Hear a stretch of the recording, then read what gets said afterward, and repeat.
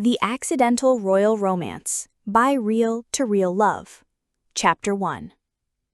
The air in the archives tasted of dust and brittle paper, a flavor Rin had always found more comforting than coffee. Here, in the climate-controlled hush, the present was a polite visitor who knew to keep its voice down. Surrounded by the quiet ghosts of other people's lives, her own felt blessedly insignificant. She propped her phone against a stack of 19th-century ledgers. On screen, the faint coffee stain on her favorite gray cardigan glowed under the phone's light, as her best friend, Mai, swirled a glass of wine perilously close to her webcam. "Okay, that was pathetic," Mai said, her grin a pixelated slash of pity. "You sound like you're reading a zoning ordinance." From the top, and this time remember what they're trying to tear down. Think of the cornices. I took a breath that did nothing to study the tremor in her hands. "They can't just demolish it," she began, her voice a thin echo in the silence. "The grind isn't just a building, it's a living document. Its foundation holds the story of our town. Its walls have absorbed 100 years of laughter and conversation and the exact cadence of Pim saying, "This isn't working, Rin." The memory ambushed her. She could almost taste the bitter, lukewarm latte she'd left untouched on the table. And its historic facade is an irreplaceable example of post-war civic architecture. She finished, the words turning to ash in her mouth. A solid, archivist-approved line, a complete and utter lie. "Close, but no cigar," Mai coached, taking a dramatic gulp. "You're protecting the evidence, not describing it. Forget the facade. Remember the booth she cornered you in. Channel that." "I am not channeling anything," I muttered, heat creeping up her neck. "I'm exercising my civic duty." But the plea wasn't for the cafe. It was a eulogy, a desperate attempt to preserve the one landmark in her life she hadn't wanted to see demolished. "Civic duty, my ass," Mai snorted. "This is pure, uncut melodrama, and it's brilliant. One more time, for history." I closed my eyes. I didn't try to perform. I just let go. "You don't understand what you're destroying," I whispered into the phone, the words cracking. "You can't just take a wrecking ball to a foundation built on promises, on late nights and shared mugs of tea. You can't just erase a place where a future was drafted, where blueprints for a life were sketched on napkins." Her voice grew stronger, fueled by a grief so raw it scalded her throat. "This isn't just brick and mortar. This is a repository of first dates and last goodbyes. This is a registered landmark of a human heart, and its demolition is an act of historical vandalism." When she was done, her voice was a raw whisper, and silent tears traced paths through the dust on her cheeks. Mai was quiet for a long moment. "Wow, Rin? Okay. That was it. I'm posting it." "Don't you dare," I croaked, swiping at my eyes. "It's humiliating." "It's powerful. It's for the cornices, remember?" Mai said with a wink that I could feel through the screen. A final tap. "What's the worst that could happen?" I ended the call and let the phone slip from her hands. The silence of the archives washed over her, a familiar, comforting blanket. I was just an archivist in a stained cardigan. In a day, I would be another forgotten file in the vast, dusty archive of the internet. I turned to a new box of faded photographs, letting the quiet work of cataloging soothe my frayed nerves. An hour passed. Then a single, intrusive buzz cut through the stillness. Rin ignored it. A moment later, 2 more buzzes in quick succession, then a cascade. The phone began to vibrate violently against the wooden table, a frantic alien sound in the hallowed quiet. Before she could grab it, it skittered over the edge and clattered to the concrete floor. She stared at it, her heart thudding. She picked it up. The screen was a blinding, strobing chaos of notifications. Friend requests, tags, comments in languages she didn't recognize. Her finger slipped, accidentally opening a news alert at the top of the screen. The headline seemed to rewrite her existence in a single, shocking question. Has the lost Princess of Eldoria finally been found? Chapter 2. The week that followed was a slow, public drowning. Rin's face, her real face, was suddenly everywhere, staring back at her from news sites on library computers, flashing on the TV at the grocery store checkout. It was always juxtaposed with the sepia portrait of a dead princess, a girl with Rin's eyes and her stubborn jaw. Princess Serenata of Eldoria, the captions read, lost to the world 70 years ago. Until now. The cafe was saved, a small, bitter irony, but Rin had lost her most precious artifact, her anonymity. Every buzz of her phone was a fresh wave of panic. She drafted a dozen retractions, each more frantic than the last. But how do you post a correction to a fairy tale? Sorry to disappoint the world, but I'm not a long-lost royal. I'm just a woman from Ohio who was sad about her ex-girlfriend.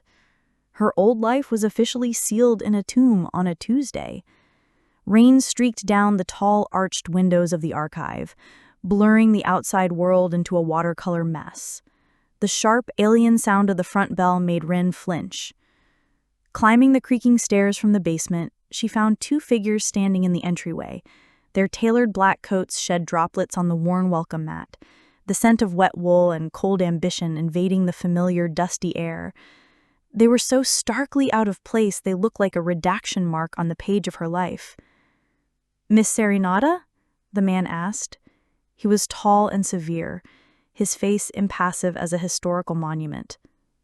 "It's just Rin," she said automatically, her hands already cold. "I am Henrik. This is Anya," the man stated, his voice flat, leaving no room for argument. "We represent the royal house of Eldoria." A knot of ice formed in her stomach.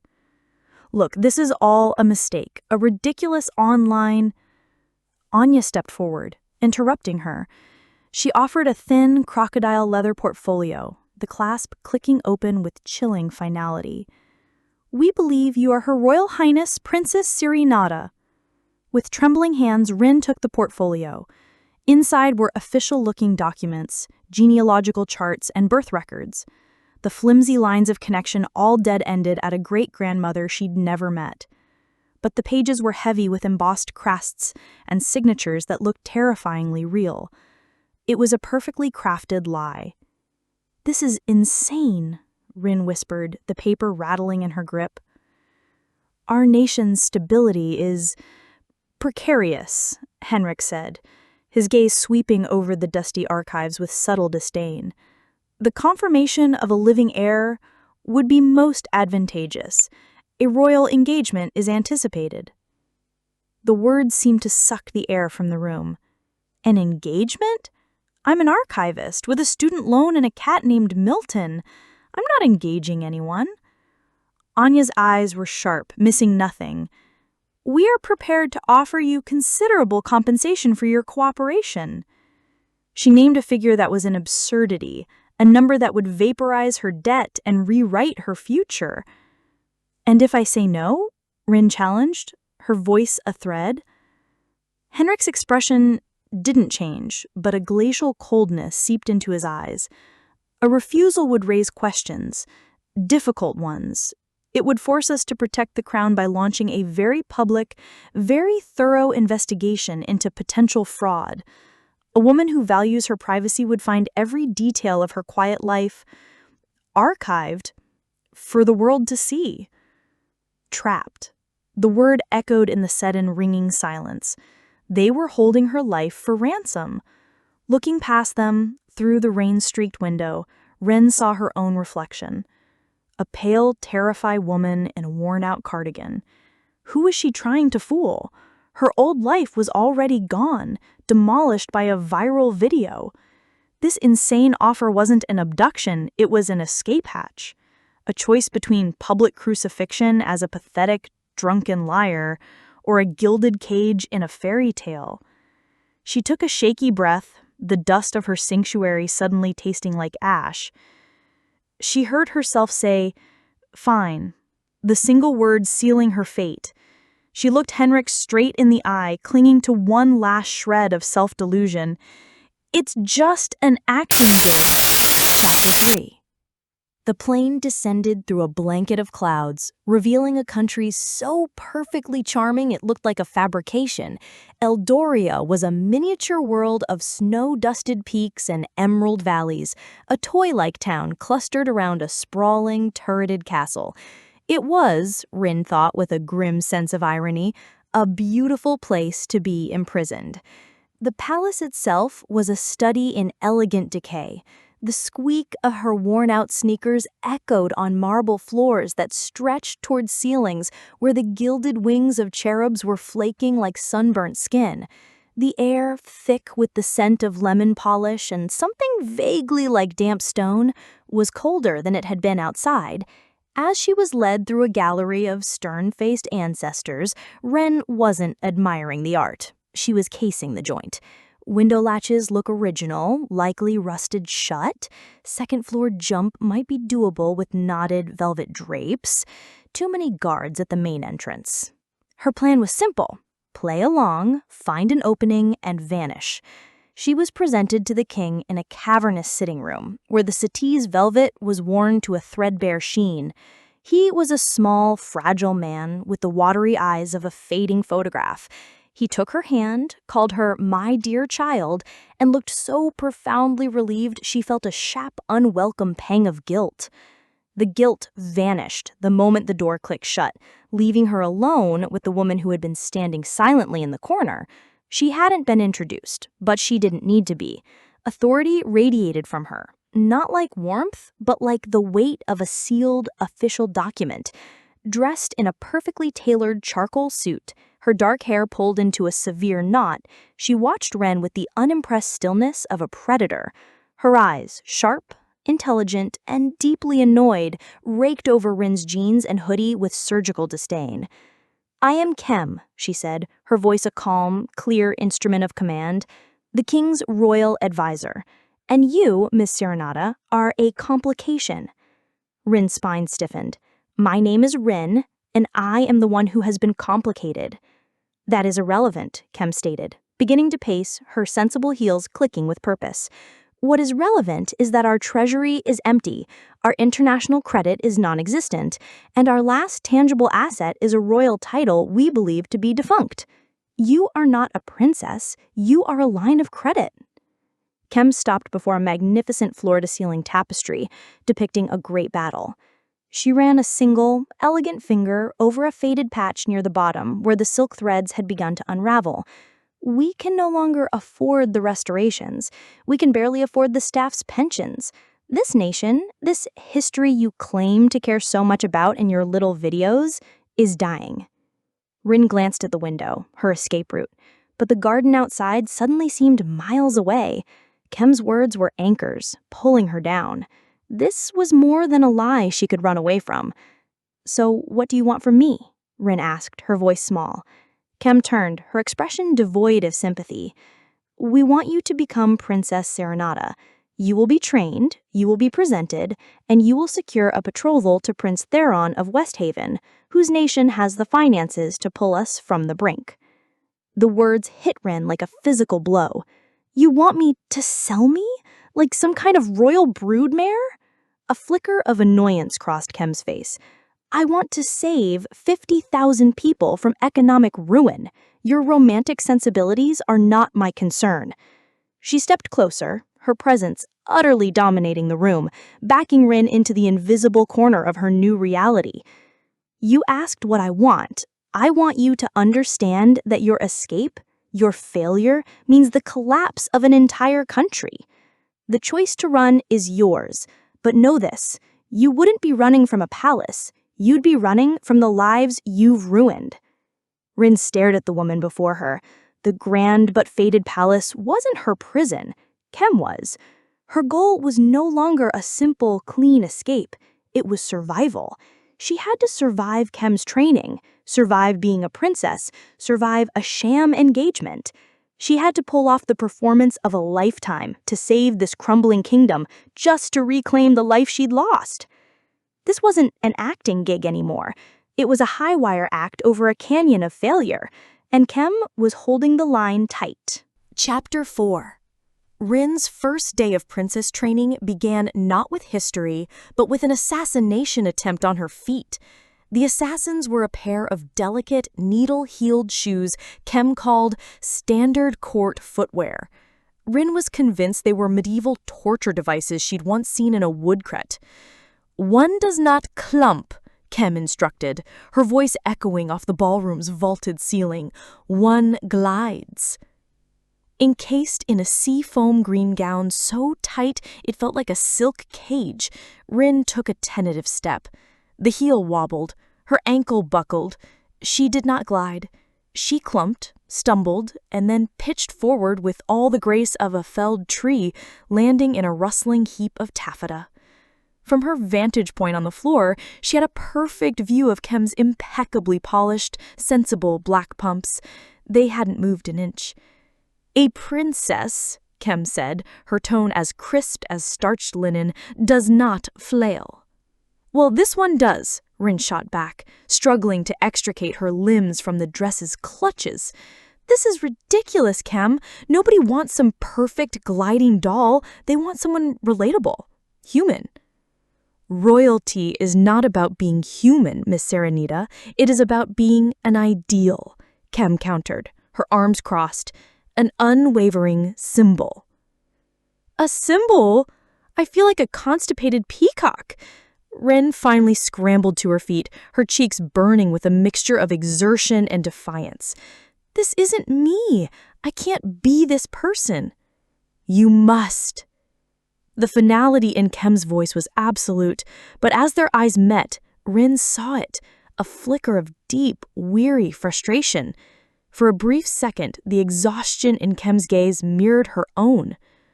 A sigh, almost too quiet to hear, escaped Khem's lips. She said, "It is about control," her voice softening. "A stillness in motion. Watch." Then Khem did something unexpected. She moved to the center of the room, took a breath, and sank. It wasn't a curtsy so much as a controlled descent, a flawless, breathtakingly elegant motion. Her back remained a perfect straight line, her poise absolute. It was the embodiment of everything she demanded, but as she held the position, her eyes met Rin's. And Rin saw it all. The years of practice, the iron self-discipline, the weight of the ideal Khem carried on her own shoulders. Rin's defiance melted away, replaced by a sudden, dawning curiosity. A slow, genuine smile spread across her face. It wasn't mocking. It was a smile of recognition, intimate and disarming. She wasn't seeing the advisor. She was seeing the woman who had built her own cage, polished its bars, and learned to live inside it. Under that simple, honest gaze, Khem faltered. A slight wobble rippled through her posture, a barely there tremor that made her press her lips together in sharp annoyance. She rose too quickly, her professional mask slipping back into place, but the air between them had been irrevocably altered. A charge, like the static before a lightning strike, now filled the space between them. Rin felt a heady sense of power, having found a tiny hairline crack in the marble facade. Before either could speak, the ballroom doors opened. An aide hurried in, holding a tablet like a lit bomb. "Madam Advisor, it's about the princess." Khem's posture snapped back to rigid perfection. She took the tablet, her eyes scanning the screen, her jaw tightening. "Thank you, Eric. You may go." She turned back to Rin, her expression now grim, the strange, fragile moment between them shattered into 1,000 pieces. "It seems your viral fame has attracted a jackal, a tabloid journalist named Lars Berger. He is asking why the miracle princess has yet to make a public appearance. He is questioning the authenticity of the palace's claim." Khem's eyes, now hard as flint, locked under Rin's. "Your training is no longer a private matter. The curtain is about to go up." Chapter 5. The state dining room was a glittering cavern of anxiety.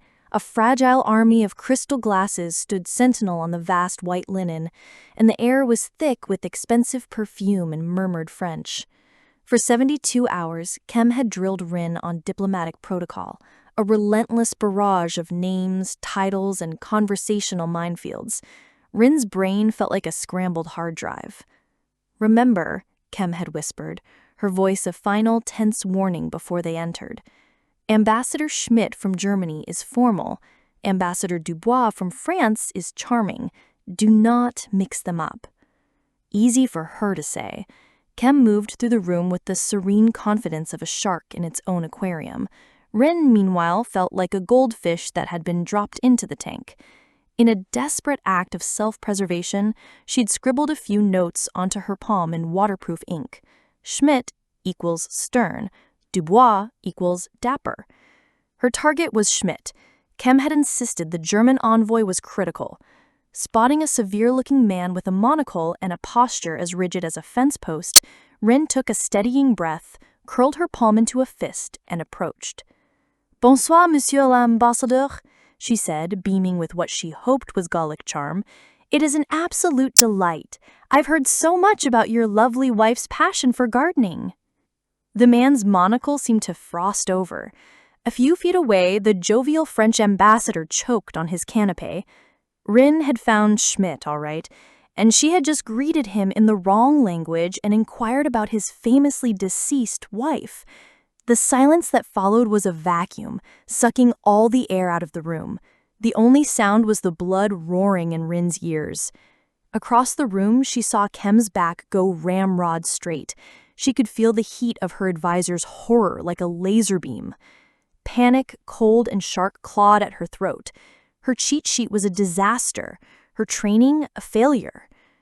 Her eyes darted around for any escape and landed on the enormous dark oil painting behind the ambassador, a 17th century battle scene, gloomy and largely ignored, but Rin knew it.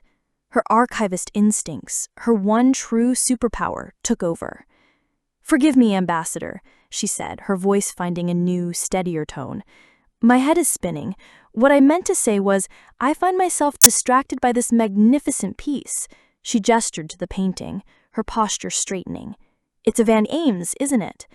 Most people focus on the general, but the real genius is how he used linseed oil in the underpainting to create that incredible lasting luminosity, a technique that had fallen completely out of fashion." Ambassador Schmidt turned, his stern expression melting into one of genuine surprise. He adjusted his monocle, peering at the canvas with new interest. "You know of Van Heems?" "I'm one of my favorites," Ren said, the words flowing now, easy and true. His use of historical allegory to comment on contemporary politics was revolutionary. She was in her element, the nervous princess replaced by the passionate archivist. She saw Khem watching from the sidelines, her expression utterly unreadable, caught somewhere between abject horror and grudging admiration. Later that night, the adrenaline long since faded, Rin sought refuge in the library solitude. She sat slumped in a leather-aired chair, trying and failing to scrub the inky, smeared reminder of her failure from her palm. Soap and water would be more effective. Rin jumped. Khem stood in the doorway, a shadow among shadows. Rin braced for the lecture, the "I told you so." But Khem didn't lecture. She walked over, pulled a silk handkerchief from her pocket, and gestured for Rin's hand. Hesitantly, Rin extended it. Khem dampened the cloth from a small water decanter and returned. She knelt before Rin, taking her hand. Her touch was surprisingly gentle, her fingers warm against her cold skin. Wordlessly, she began to carefully, methodically scrub the ink away. The only sound was the soft rasp of the silk against her palm and the distant ticking of a grandfather clock. The air smelled of old books, leather, and Khem's subtle, clean perfume. Her head was bowed to the task, and a stray strand of dark hair escaped her perfect bun to brush against her cheek. Rin's heart hammered a wild, frantic rhythm against her ribs. This woman, who held so much power, who had held Rin's entire future in her hands, was kneeling at her feet, performing this small, tender act of service. She looked at Khem, not as an advisor, not as a warden, but as a woman, and felt an undeniable, highly inappropriate spark ignite in the stillness. Chapter 6. The ceremonial sash, woven from silk and heavy gold thread, felt like a lead weight on Rin's chest. In the small antechamber, the muffled roar of the press corps was a constant, unnerving hum that vibrated through the floorboards. Rin's hands trembled slightly, threatening to unravel the carefully practiced composure she'd spent weeks building. "Breathe, Ms. Serenata," Khem said, her voice a low, steady anchor in Rin's personal storm. She stood before Rin, her focus entirely on straightening the sash. Her fingers, deft and cool, brushed the fabric just over Rin's heart. "You are prepared." "Am I?" Rin whispered, her eyes fixed on Khem. The formal title felt absurd now, a flimsy shield. "I feel like I'm about to walk a tightrope over a piranha tank." Khem looked up. Her professional mask wavered and her gaze met Rin's. The roaring press, the weight of the sash, the cavernous palace, it all dissolved. The world shrunk to the few inches of space between them, to the tiny gold flecks in Khem's dark eyes, to the warmth of her hand against Rin's chest. Khem's fingers stilled. Her knuckles brushed Rin's collarbone, a touch as light and charged as a spark. She leaned in, her expression softening into something vulnerable, something questioning. Rin's breath hitched. This was it. The air was thick with unspoken words, with the intoxicating possibility of a kiss that felt wildly inappropriate and completely inevitable. The heavy oak door swung open with a resounding thud. "Are we ready?" the king boomed, oblivious. Khem recoiled, a sharp, violent motion, as if she'd touched a live wire. In an instant, her face was a mask of granite, her posture impeccable. The moment shattered. "Yes, Your Majesty, the princess is ready." Walking into the press conference was like stepping into the heart of a star. Camera flashes exploded like silent fireworks. But Rin felt strangely steady, her body still thrumming from the ghost of Khem's touch. She stood beside a handsome man, Prince Theron, and managed a serene wave. She could do this, for Eldoria, for Khem. The king was beaming. "And now, I would like to introduce Prince Theron's esteemed personal advisor, who has been so instrumental in forging this historic alliance." Rin smiled politely, turning toward the woman stepping forward from the prince's entourage. The woman was stylish and confident, with a familiar smile that made Rin's own freeze on her face. The sound in the room warped, fading to a dull, rushing roar. The sea of faces blurred into a watercolor wash, with one figure coming into sharp, horrifying focus. It was Pim, her ex-girlfriend, the reason for the video, the catalyst for the entire charade. Pim's eyes met hers, her own smile faltering, shock giving way to something cold and unreadable. Rin's blood turned to ice. Her carefully constructed composure didn't just crack, it atomized. She was no longer Princess Serenata. She was just Rin, the archivist from Ohio, impaled on the stake of her own past, exposed and horrified in front of the woman who had shattered her heart. She swayed, her hand flying to her temple as the room began to swim. Through the haze, she saw Khem's face, placid satisfaction instantly replaced by sharp, focused alarm. Before anyone could react, Khem was at her side, a firm, grounding hand on her elbow. "The princess is feeling overwhelmed by the enthusiasm," Khem's voice cut through the noise, a blade of pure command. She steered the frozen, stumbling Rin come the stage. The heavy doors closed, cutting off the chaos. Rin leaned against Khem in the sudden, blessed silence, her past and present colliding with the force of a tectonic shift. For a moment, there was only shame, hot and suffocating. Then something else began to burn beneath it. Anger, A cold, furious resolve. Pim's smug face flashed in her mind, then Khem's terrified one. She wasn't just playing a part anymore. This was no longer about survival. This was a war on two fronts. She pushed herself upright, away from the comfort of Khem's support. She would not run. She would succeed, not just for Eldoria, but for herself. She would prove to the woman who broke her, and to the woman who was starting to mend her, that she was more than a convenient plot device. She was the hero of this story, and she would be damned if she let her ex-girlfriend write the ending. Chapter 7. Pim's brand of sabotage wasn't a dagger. It was 1,000 tiny poisoned pins. She was brilliant at it, wielding her knowledge of Rin's past with the casual precision of a surgeon. She never accused, she simply laid conversational landmines and watched with a placid smile as Rin scrambled to disarm them. The first was at a private dinner. Pim, looking effortlessly chic, turned to Rin. "Your Highness, your passion for preserving history is so inspiring. It reminds me of that summer we volunteered. Remember how you were so determined to save that old, crumbling structure? What was it called again? The grind?" Rin's blood ran cold. The grind. The scene of the crime. Across the table, Khem's head tilted slightly, her gaze sharpening like a lens focusing. Rin forced a laugh that sounded like a strangled bird.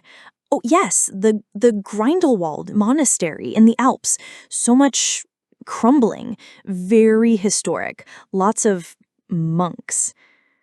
Prince Theron nodded vaguely, but Pim's eyes twinkled.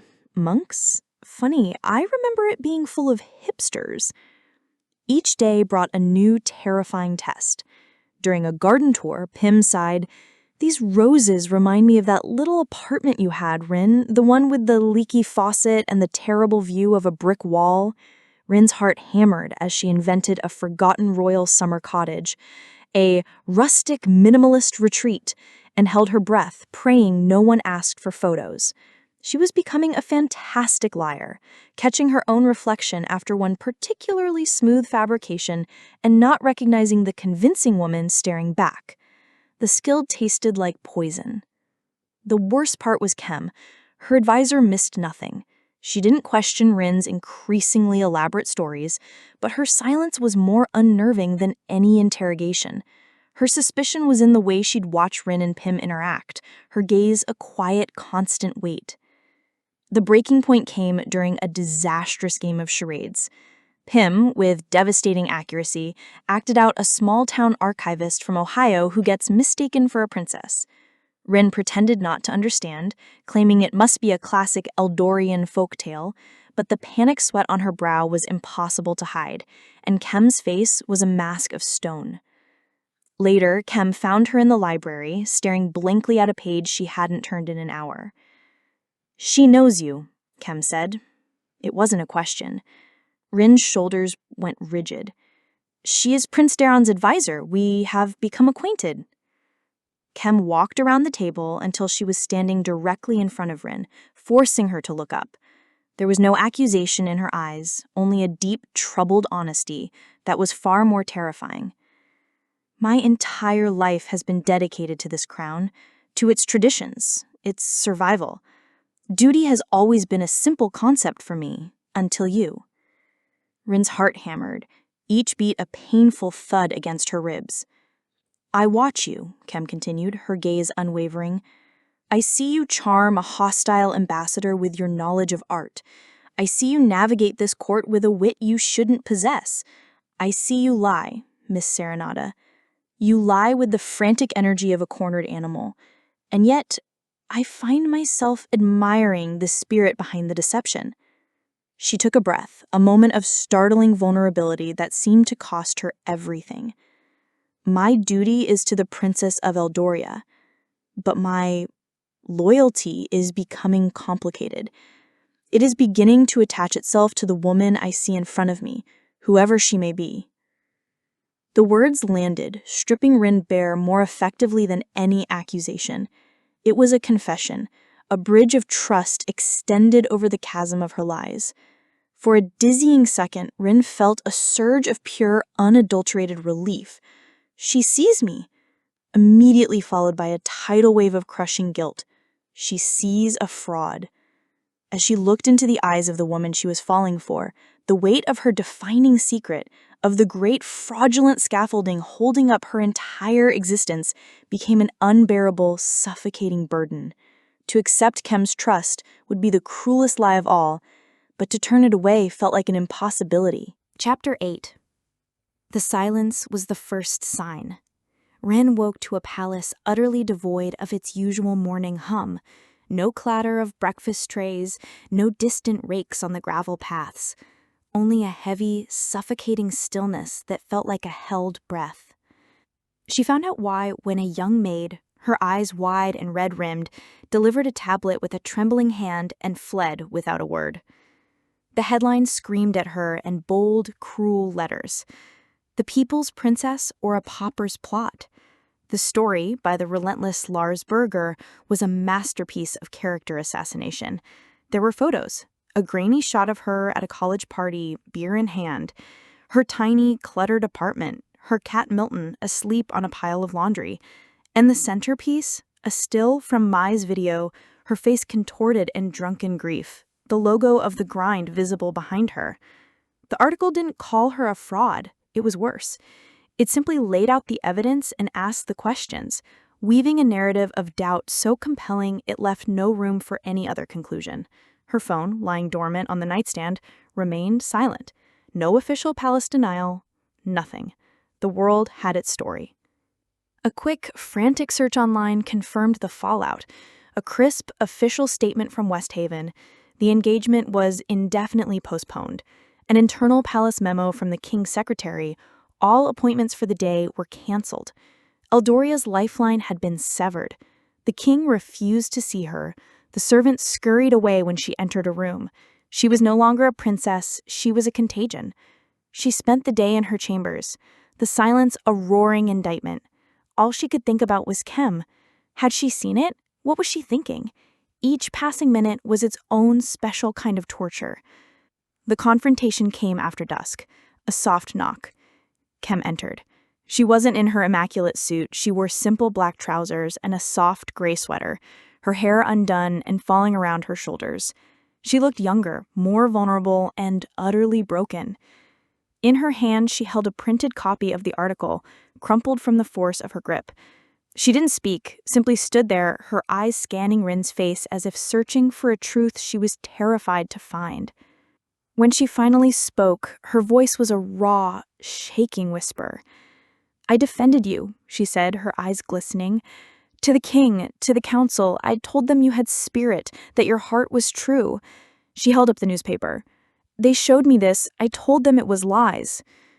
Her composure finally cracked. A single tear traced a path down her cheek. "Please, Rin, just tell me they're lies." The sound of her own name on Khem's lips, a plea, not a title, shattered the last of Rin's defenses. Looking at the woman she loved, at the trust she had broken, she couldn't build another wall. "I can't," Rin whispered, her own tears blurring Khem's face into a smudge of gray and black. She recoiled, a sharp, physical flinch as if Rin had struck her. The hope in her eyes didn't just flicker, it was extinguished, leaving behind a cold, empty darkness. She took a shaky breath. The sound of her own heartbreak filled the room. "Then who are you?" And so Rin confessed. Everything. The breakup, the drunken video, the quiet, messy, ordinary life that was hers. The words poured out, stripped of drama or excuse, a flat, defeated monotone. When she was finished, Khem was perfectly still. Her face was a blank mask, but her eyes were ravaged. All the life, all the fire Rin had come to know was gone, replaced by a vast, desolate landscape of pain. She looked at Rin, but didn't see her. Then she turned, placed the crumpled newspaper on the table with a strange, deliberate calm, and walked out of the room, closing the door softly behind her. The click of the latch was the sound of a guillotine blade falling. All was lost. She had failed the country. She had destroyed the tentative, beautiful thing that had been growing with Khem. She was a fraud, a failure. Chapter 9. Dawn was breaking, painting the sky in pale, watery shades of gray and rose. Rin stood by the window, her packed bags at her feet like silent accusers. In an hour, a car would come to spirit her away, the disgraced imposter princess. The shame was a physical weight, a cloak of failure she couldn't shrug off. Her gaze fell on the ancient, leather-bound book on her nightstand, Eldoria's founding charter. She'd been reading it last night, a final goodbye to the history she'd briefly touched. Her finger listlessly traced the gilded lettering of a subclause in Chapter 3, De jure patrimoniae nationalis, regarding the national patrimony.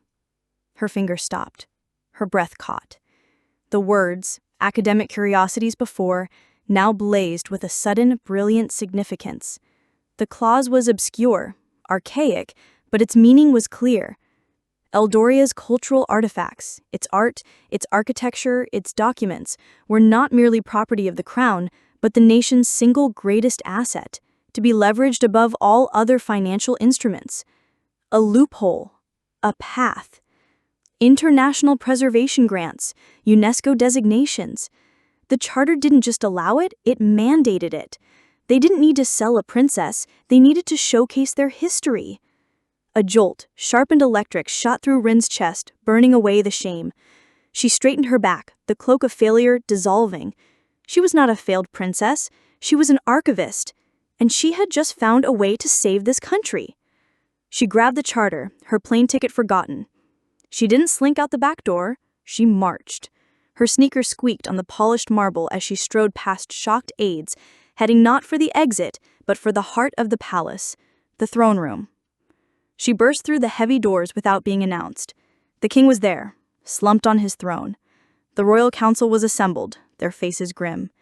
And at the side, looking pale but resolute, was Khem. Standing near the West Haven delegation, looking smug, was Pym. "She has no right to be here," Pym snapped, pointing a manicured finger. "Get her out of here," the king mumbled, his voice defeated. "No," Rin said, her voice clear and ringing with an authority that had nothing to do with the royal title, cut through the gloom. "You need to listen to me." She strode to the center of the room, slammed the ancient charter down on the council table, and began to speak. She didn't talk like a princess. She talked like the passionate, slightly nerdy archivist from Ohio. She spoke of leveraging assets, of cultural capital, of the priceless value of their own story. She laid out a detailed, brilliant plan, citing clauses from the charter, referencing specific artworks, outlining a path to solvency that had nothing to do with Prince Theron. "This is absurd," Pym shouted, her composure finally cracking. "She's a fraud, a liar from America trying to weasel her way back in."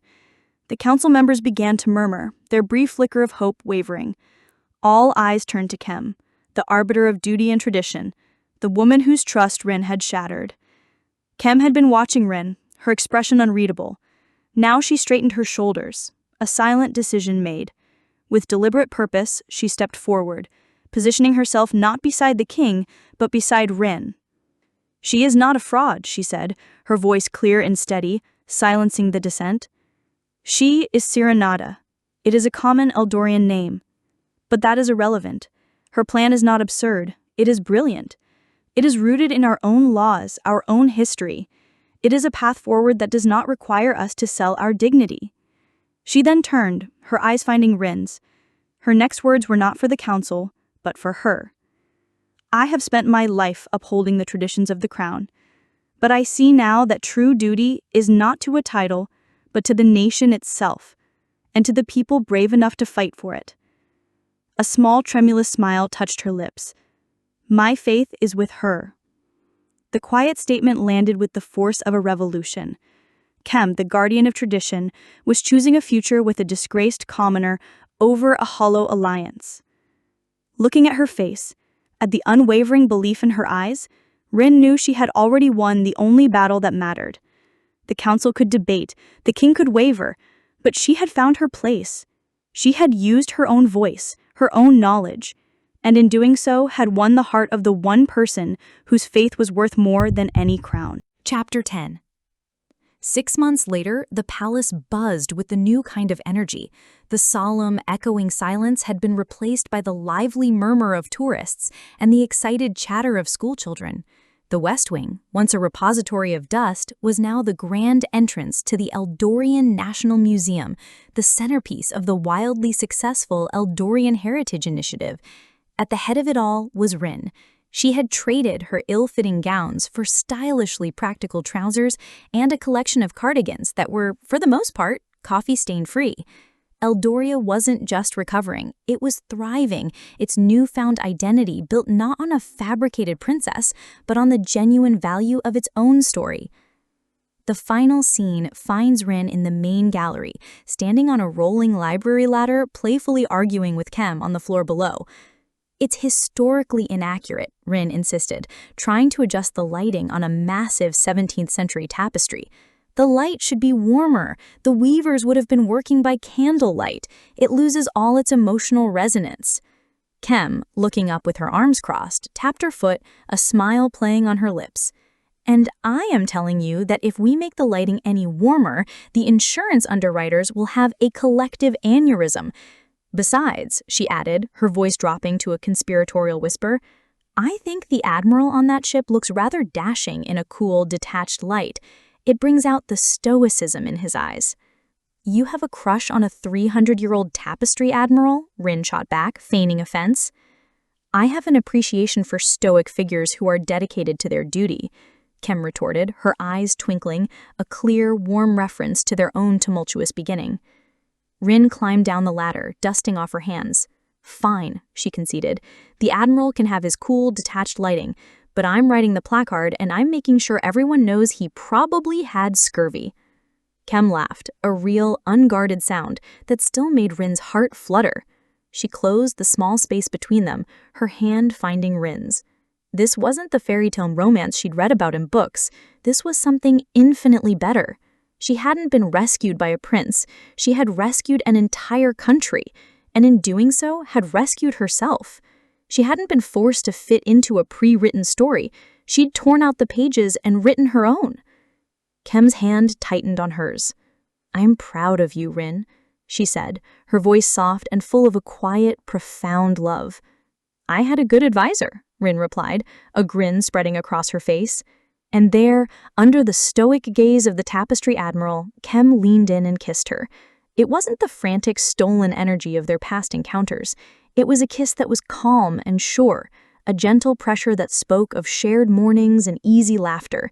It was the feeling of coming home, a promise of a new normal that was not the life of a princess, but something far more authentic, far more beautiful. It was the life she had built, with the woman she loved by her side.